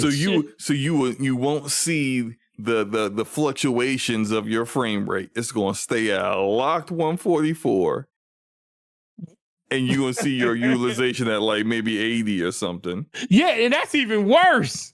It's not. What's worse? Not worse. No, let me ask you something. What's worse, SloMo? Seeing that when we sit there, I listen to you talk about your utilization of your CPU. And he's like, why is it only using 80% of my GPU? And you get angry different. About it. That's different. I don't have a 4090. I have a 4080 Super, which is very good, but it's not a 4090, right? Oh my God. And so typically when your utilization, I could turn on the I forgot what the Intel software is called. I could turn that on and see if I got GPU lag going on, because what that actually shows is that the CPU is not keeping up with writing instructions to the GPU fast enough. Essentially, your GPU is asleep because it's writing the instructions faster than the CPU can write them. And there is waiting for something to happen, which causes that, like, people always knew that existed, but Intel created a program that actually showed it. But like without even looking at that, when you see unusually high CPU utilization and you check all your CPU cores and they're like really, really high, and then you look at your GPU and your GPU is at like 76, 80 utilization, yeah, that you have a bottleneck on your CPU with that game. That's what I complain about. That the game is poorly optimized because it's not optimized in a way where the CPU is writing the instructions well, so that like the GPU isn't waiting. And it's also some of and we saw this with like what's that Batman game, Gotham Knights, where on PC they had the CPU doing far too much and the GPU not doing enough. So much so that a 4090 was getting the same frame rate as a 4070. And that should not happen. But that's because the GPUs weren't doing enough work, because WB Montreal had optimized the game that poorly. Now, what happened 2 months later? 2 months later, I was playing Gotham Knights at 4K, 120 frames per second 2 months later with a 3070 Ti. No, sorry, I had a 3080 Ti at that point. A 3080 Ti. Actually, no, I was right the first time. I had a 3070, then I got a 3080 Ti. Don't ask me why. But the 3070 with 8 gigs of VRAM, I was playing that. It wasn't a stable 120, but when I got the 3080, it was definitely a stable 120 at that point. That's a game that needed like 3 months, a 3-month delay to be better optimized. But that's what we're talking about. We're talking about these games that, like, why are you releasing it now? You know, Borderlands 4 needed like 3 months. Like 3 or 4 months. And we bought it. I mean, but you know, hey, yeah, I did. At least you acknowledge it. And my performance is good. Look at my gameplay. It's not. Well, you're playing Battlefield, sir. A game that performed better than this. Yes, it did. Yes, it did. And we're talking about, that's a notoriously bad running game. Right. So something that I think should be acknowledged is that previous Battlefield games have been horribly optimized at launch. This one, the beta was very, I mean, it had a significant amount of bugs, and you can see some of the bugs in the Jumbotron with my gameplay. But like the performance was there. The performance was good. And that's something that you couldn't say for like maybe the last 3 Battlefield games that have come out. You couldn't say the performance was good at launch. This is something that, like, in them saying that, hey, look, the Xbox Series us needing to get this game playable on that allowed us to just make the overall game better optimized. Like, there is hardware out there. There are low-end PCs. There are games. Look. It's fine if you decide, hey, I want my game to only run on high-end hardware. All right, that's your game. That's your prerogative. You're not gonna get a lot of sales, right? But if you tell people this is only gonna run on like a 3080 or higher, it is what it is. But when you tell people this can run, recommended is a 3080. But the minimum is, let me hold on. Let me find what the minimum was. Real quick. The minimum spec was a 2070 in a 5700 XT. In an Intel Arc A580.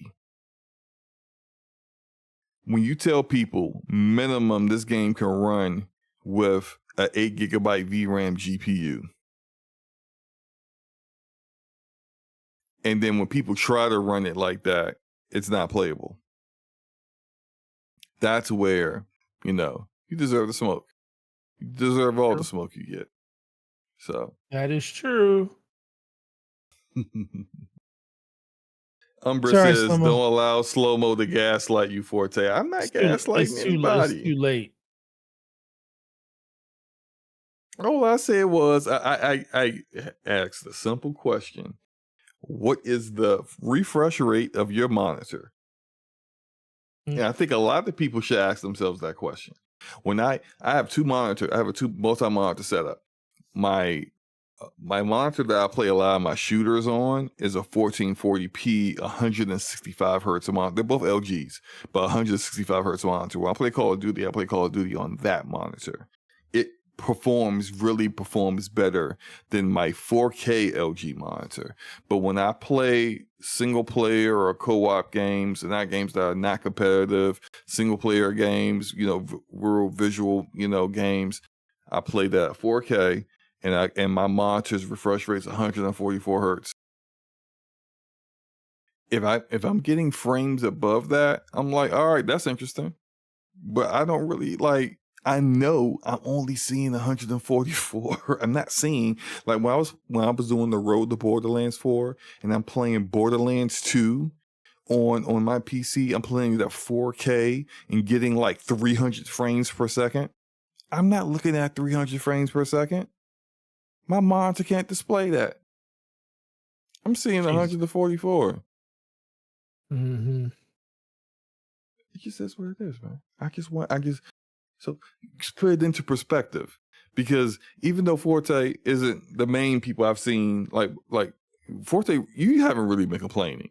There have been people railing with 5090s, railing on Twitter, and I can only play this at 180 FPS, and I really want to be that's bro. Listen, I'm not gonna complain. I like my performance. Like the one thing I'll say is you're absolutely right. I'm not affected like people that have lower end GPUs, and they should be the ones complaining. I mean, for me, it was like more of the principle. Like I wasn't going to buy it just for the simple fact that nobody should be affected just because I got a high end GPU and can like brute force it. It's amazing, but that still doesn't change the fact that it shouldn't be like that in the first place. But these people out here saying, "Oh, I'm supposed to get over 200 frames per second and all this other stuff." I'm like, bro, can't you play the game? If you bought at this point, you bought the game, so don't complain. If you bought the game, really, and you can actually run it. Because a lot of people that brag, and now I'm gonna kind of get on PCMR, because a lot of people that brag about their rigs, they never talk about the monitor that they're playing on. They never talk about the display that they're playing on. They're like, yeah, I have a 9800X3D. I have 128 like playing on a 1080p gigs monitor. of RAM. I'm playing on a DDR5 64 gigs of RAM.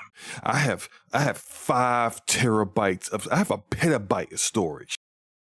Like, God dang, really? You got all that? I have a 5090. I got a liquid cooled 5090, and my case is so big it takes up half my wall. God dang, bro, really? But what are you playing it on? What do you mean? What's your like? Are you playing on the TV? Playing on the LG, a C1, a CX? You playing on a monitor? What kind of monitor you playing on? And then they'd be like, yeah, this is when like they don't, the tone changes. They're not bragging as much at this one. I'm playing it. I got a 1440p monitor that's 60 hertz. Excuse me. So you basically just seeing 60 FPS. It's just like, what are we doing here? You can't see none of that stuff. Your display is important, people. Okay. The display that you play your rigs on is important. It's very important. You're basically spending a lot of money for very little trade-off. And look, I get wanting to play on a big, massive CX TV, but I think forgive me if I'm incorrect, all of those high-performing OLED TVs, they only do 120 hertz, right? I know. That's why I don't think they're doing above that. So if you got a 5090 bragging about super high frame rates and you playing it on a LG TV that does 120 hertz, guess what you're saying? Maximum 120 frames per second, stupid. So stop worrying about that. I didn't need to add the stupid in there. I just wanted to. You just wanted to. I hear you. It's fine. I'll allow it. Soiltech says he's down to run some Borderlands. Hey, hit me up, Soiltech. Yeah, I'll be talking about Borderlands here all like anyway. Here, Umbra. You want to play some Borderlands anyway? Yeah. Borderlands fun, man. Love it. It's very fun. Like I said, second best Borderlands game behind Borderlands 2. And Forte, I can't wait for you to get further in the game so you can really kind of see, like, is that ending yesterday had me like, wait, what? Like I kind of saw some of it coming, but I was just still, I just thought the execution of it was dope. So I really enjoyed it. I really enjoyed it. You ready to get into this last topic, man? Let's do it. All righty. So Intel and Nvidia are teaming up. Oh Lord. Yeah. Actually, I'm quite excited about this. I would say. So Intel and Nvidia are teaming up. And Nvidia has invested $5 billion in Intel stock. And in this partnership, this team up they're doing, Intel is helping Nvidia with their data center business by providing CPUs that Nvidia will integrate into their AI infrastructure, because that's like basically where the majority of where Nvidia gets their money from. Nvidia is already ahead of the game when it comes to data center and AI, but they want to. This is Nvidia. Like Nvidia never really rests on their laurels. They may be top dog. They don't stay top dog by being complacent. So they're trying to make sure that they stay as the number one game in town, which makes a lot of sense.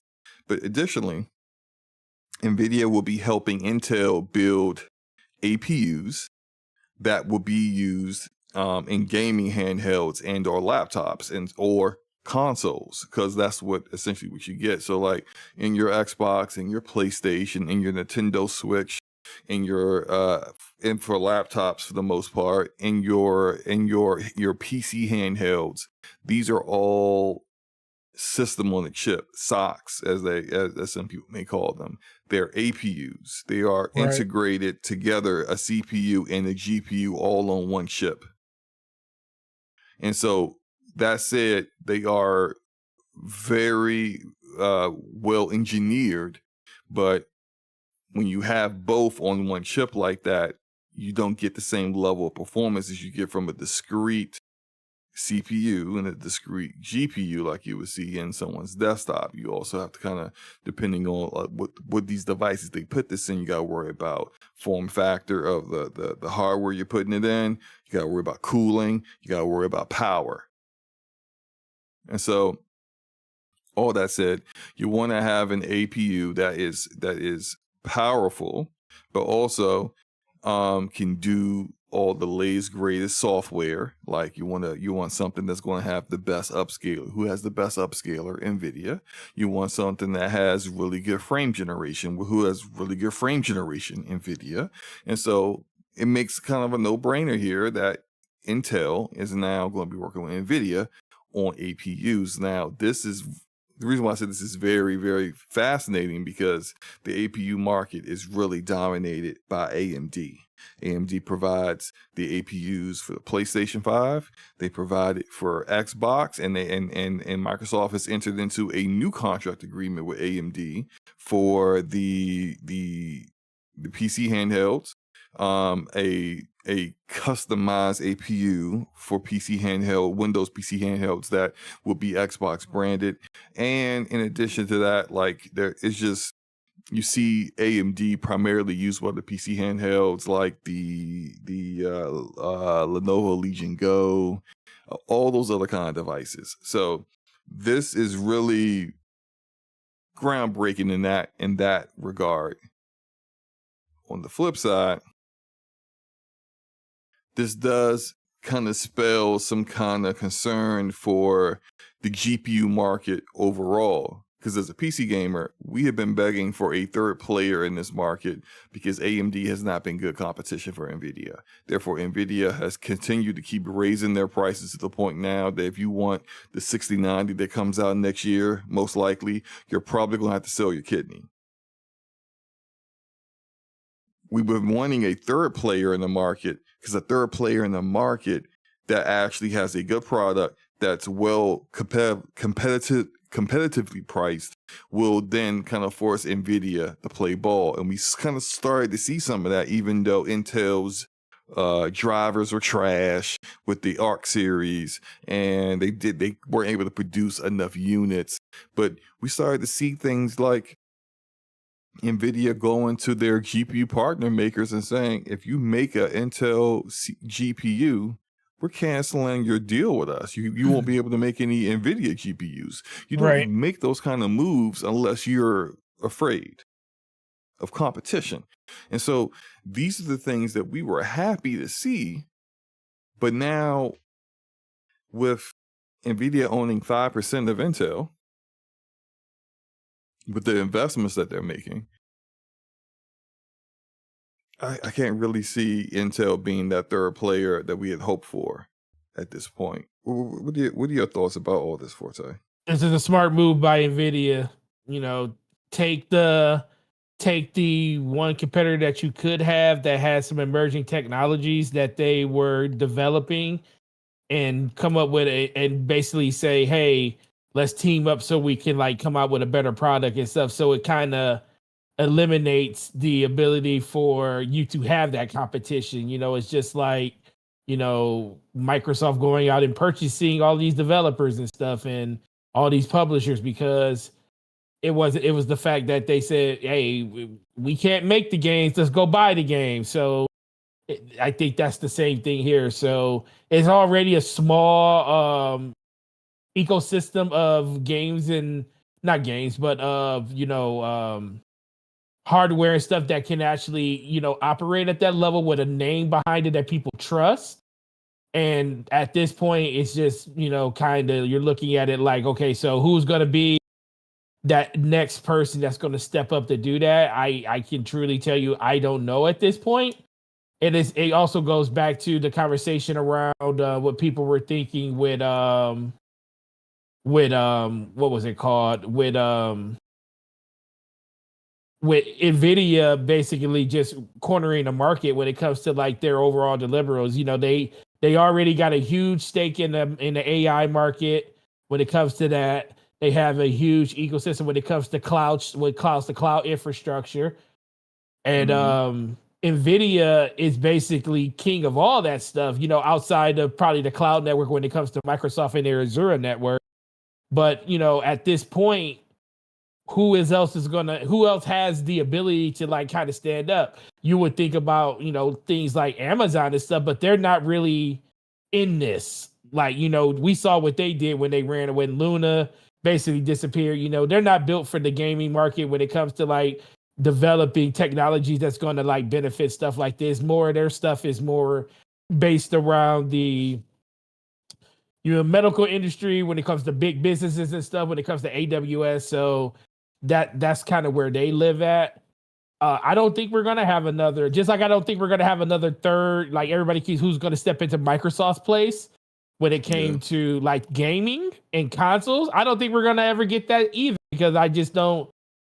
Everybody that's tried to has kind of like dropped the ball on it in general. So who do you see, joining the fray when Nvidia has such a strong hold on it?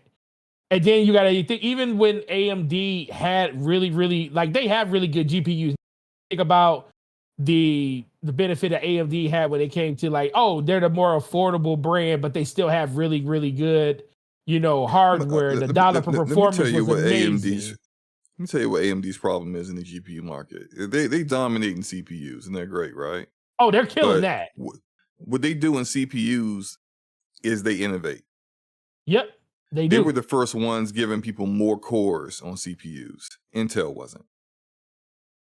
Their X3D cache variants that get great performance for gaming. Intel wasn't doing that. What they put into the CPU side, we don't see on the GPU side. Who first introduced the market to dedicated upscaling using AI? Nvidia. Who first introduced the market to frame generation? Nvidia. Who first introduced the market really to ray tracing? Nvidia. Who first introduced the market into path tracing? Nvidia. Who's the one when it came for content creators using encoders to render their videos and to allow better quality streaming? Who first started putting in the H.264 and 265 encoders? Nvidia. Who's the one that upgraded first to more efficient encoders like AV1? Nvidia. AMD is always behind. They don't do any innovation on that side of things. And now with Intel coming after their neck on the APU side of things, what next thing that Nvidia introduces is probably going to be available in that? And AMD's once again is going to be trying to play catch up, trying to do their variant of what Nvidia is doing and being less successful. They need to be first with something. If you want to get a bigger piece of the market, if you want to keep what you have in the APU market, you need to start introducing things that no one else is doing. You need to be first. You need Nvidia and Intel to be trying to come up with their version of what you do, not the opposite. Until they do that, they're always going to be where they're at. Yeah. And they're going to have a really, really, really rough time trying to keep Intel off their neck on the APU side of things. But anything else you want to say about this before we wrap things up, sir? I just need AMD to be. I used to be a huge Team Red person until they forced me to buy Nvidia GPU because I was always a fan of the fact that they always came out with really, really good performing hardware, but it was at a cheaper price. And then they just decided to wave the white flag when it came to GPUs. And I was like, dang it. And then Nvidia just took off with it. Now I still love AMD because I have a Ryzen 9 5950X and I don't see any reason to go over to Intel for CPUs anymore. Not saying I would never go back, but AMD has their overall drivers mature faster. It seems like Intel, every time a new socket comes out for them, it's like the first year is horrible. Not saying AMD's any better. No, you're right. Yeah. But the AMD is better. AMD has been bad for the most part and not frequent with driver updates, but they were better than Intel. They're better than Intel, and they had more stock. Like Intel's Battle Mage came out, and I was excited for that. I was like, let me go buy. I'm gonna buy a Battle Mage GPU. I don't know where I'm gonna put it. I ain't got no rig to put it. Where am I gonna put this thing? But I wanted to support them because I wanted more competition there, right? Yep. And it was exactly. and I actually bought the Arc 580. When I first built my son's PC. That's the first GPU I put in there. But half the games my son play, and which aren't even a lot of games, they weren't playable with the GPU because the drivers were trash. So I had to go get them a RX. RX 5650 XT. I had to go get them a AMD GPU. That's like a budget GPU to put in there because Intel. I tried to give Intel my money. It just wasn't going to work when you took them 6 months to finally come up with a driver update. No. That's unacceptable, man. So and it's great they got money now to work on that. But the thing is that their success in the GPU, discrete GPU arena on PC is a conflict of interest for Nvidia. And I just don't think that's going to be in the cards for them no more. Nvidia's basically going to use them to try to deal with AMD in the areas they don't feel like dedicating the bandwidth to. They could be bigger in the APU market, but they don't really try. They barely try in the GPU market as it is with these freaking prices. I agree. You're right about that. This year has been the worst for Nvidia when it comes to the driver updates. They have been awful. Uncharacteristically really bad, introducing bugs, causing people's PCs to be bricked. All kinds of stuff. Like they really have dropped the ball on that. But unfortunately, there's no one really in position to really take advantage of the mistakes they make. No, you're right. Yeah. AMD could have did that if they actually had the GPU that was at the price that they marketed it as. Oh, absolutely. That thing was like what, it's supposed to be $550? $550 for like 6 hours. Day one. After that, it was like $100 more. It's like, come on, man. You just AMD doesn't know how to be competition. That's all. But let's get up out of here, man. Let our sharpshooters here know where they can find you, Forte. Game Forte, YouTube, Twitter, Xbox Live, PlayStation. Gonna be back here next week with the homie SloMo. be on some Borderlands, make sure you hit us up and send us your shift code. Depending on what platform you're on, we can jump in there and play some together. But just make sure that you understand that performance still sucks on this game. So make sure you prepare yourself for it. But with that being said, you guys have a great weekend. We appreciate it as always. And we will see you guys here next week. We'll do. And as for myself, yeah, more Borderlands. I know I didn't stream a lot. I did the stream at like my first time playing it, and I didn't stream again. Every time I was going to stream, either something popped up or like the Forte, like I told you I was about to go online and stream. Like maybe 10 minutes after that, I found out I needed to get up early for work to handle something with work at like 5 a.m. And so it's just like I'm not trying to stay up late when I gotta do that. So I ended up not streaming. But now that I beat the game, and the game's been out for a week, so a lot of other people are starting to beat the game, I feel a little bit more comfortable just streaming some of the story content or just streaming me, grinding for loot, doing these boss fights and stuff like that. So you'll see more streaming of Borderlands 4 with me as I trying to come up with different builds, and I'm getting there with the Siren so far. Still trying to build my way with the Exo Soldier and the Gravatar. So, we'll see how it goes, but appreciate you guys for coming through as usual. We'll be, as Forte said, we'll be back next Thursday, 9 p.m. Eastern Standard Time. So, enjoy your games and have a good weekend, people. Peace.